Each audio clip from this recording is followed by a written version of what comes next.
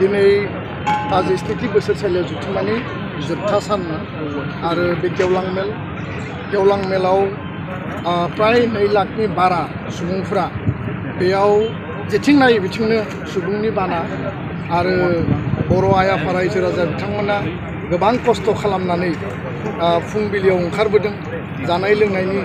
बेबायदि थासारि मोनाखैब्लाबो बिथांमोना दुलाराय बर' फरायसा आफादनि बे जुथुम्मायाव देशनि नखर मन्त्रि मानगोनां अमित शाह बिथाङा बाहागो लागोनखौ मिथिनानै आसामनि गिबि मन्त्रि डक्टर हिमन्त बिश्व शर्मा बिथांखौ बाहागो लागोनखौ मिथिनानै जोंनि हांख्रायनाय आरो खावलायनाय बायदि बर' रायजो राजाजों लोगोसे गुबुन गुबुन हारि माहारिनि रायजो राजायाबो बेयाव दले बले हाजार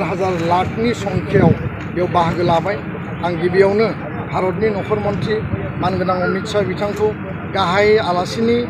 मासिया आजावनानै दिनैनि बे गेवलां मेलाव बाहागो लानायनि थाखाय बर' हारिनि आरो बड'लेण्डनि आसामनि बर' सुबुंफोरनि जानानै गासै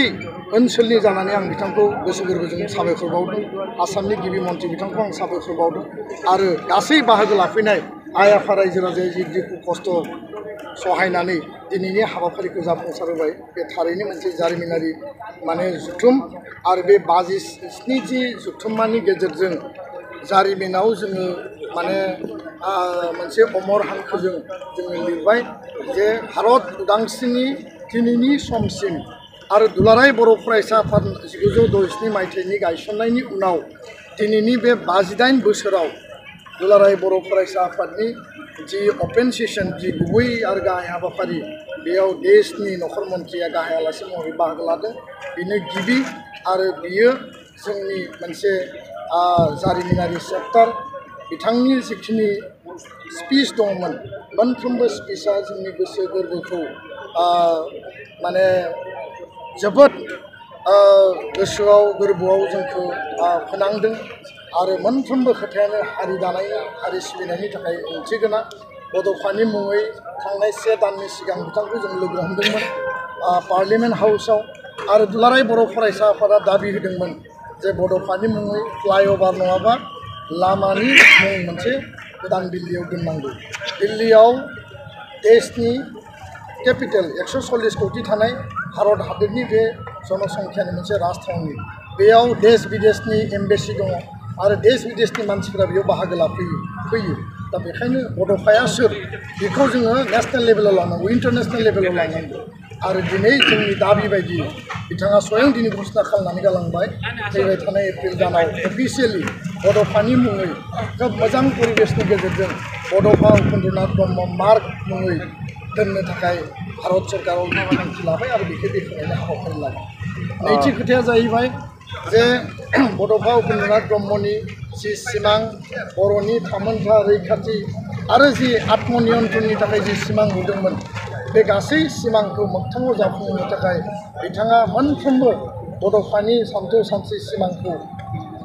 मावफुंनायनि थाखाय भारत सरकारा बिबान लानानै खामानि मावगोन बेखौ बिथाङा फोरमायलांदों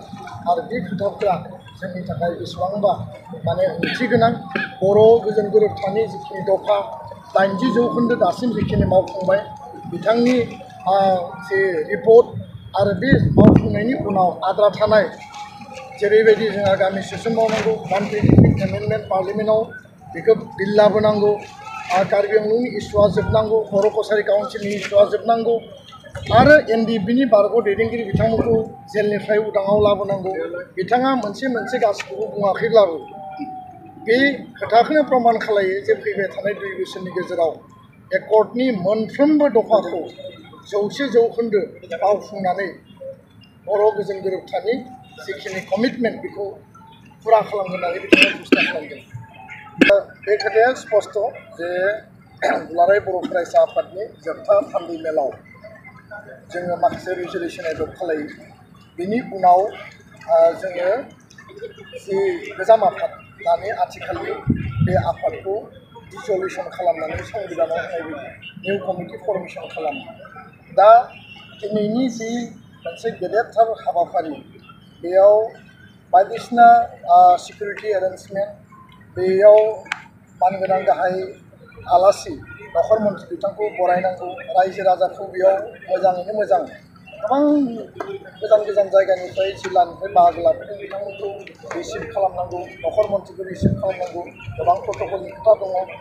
आरो बे गासै बिथिंखौ नोजोर होनानै जोंहा बर' बिमा गौथुमनि सायाव सावरायबावनांगौ दङमोन बर' पिपल क'अर्डिनेशन कमिटिनि सायाव सावरायनांगौ दङमोन बर' गोजोन गोरोबथानि माखासे रिपर्टखौ आङो मैया हाउसआव साबमिट खालामदों रिपर्ट आकारै खिन्थु बिनि सायाव जिल्ला आफादफोरनि अपिनियन बिथांमोननि माने जिखिनि सावरायनाय बे स्कपखौ जों होनो हायाखै 1टा बाजासिम सावरायनायनि उनाव जोङो नुबाय जे एनादार जोङो 3-4 घन्टा नांगोन आरो माने फुंबिलि सोरां जागोन फारसेथिं नखर मन्थ्रि बिथाङा फैगासिनो दङ गोबां जायगायाव गारि दैथायहरनाय जादों बे गारिफ्रा टाइमलि सहैयाखै रिपर्टफ्रा जोंनाव फैबाय थादों गासै खोथाखौ नोजोर बोनानै जोङो 1 दाननि थाखाय नैबे लास्ट डेलिगेट सिटिंखौ जों एक्सटेनसन खालामदों आरो मोजां सम मोजां सान लानानै जों मैया डेलिगेट हाउसआव गासैबो डेलिगेटनिफ्राय सेंसन लादों मोनसे रेजलिउसन ड्र खालामदों जे 1 मासनि गेजेराव जिखिनि सावरायबावनांगौ दङ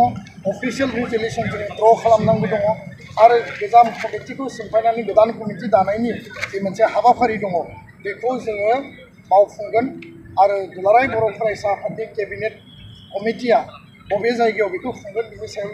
सिद्धान्त लागोन जोंनि लास्ट डेलिगेट सिटिंआ दतमा फोथाराव खुंनाय 57थि बोसोरसालियाव जुथुम्मानि मुङैनो जागोन बे फोथारनि मुङाबो थागोन जास्ट जायगाखौल' जोङो मोनसे परिबेस परिस्थितियाव नायनानै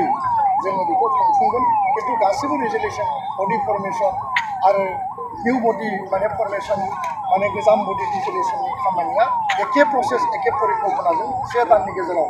बियो मावफुंनाय जागोन। गोजोन्थों।